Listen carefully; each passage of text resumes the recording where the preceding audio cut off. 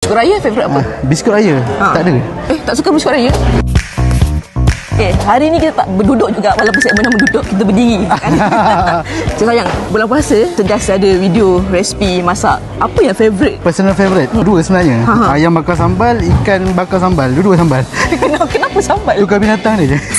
Sebab very convenient. Sebab sambal tu dah siap dah, dah masak semua. Kita letak je sambal tu, and then kita campur lah. That's why simple lah. Simple sedap. Personal favourite lah. Kalau balik kampung, selalu memang akan in charge buat masak juga ke?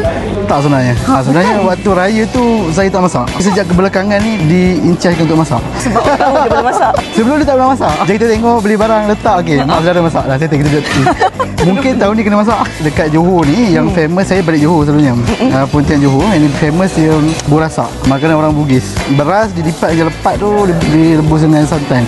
Mungkin tahun ni kita nak buat konten untuk raya. Boleh kan? Balut burasak. Dan biasa kat tempat saya ni, raya kedua dia akan ada macam marhaban, berjanji, pusing-pusing. Waktu tu lah masak macam biskut raya. Tak ada yang favourite. Tapi saya suka yang dalam tu ada konflik. Tak tahu apa benda nama dia. Dia bulat, dia macam tepung campur dengan konflik.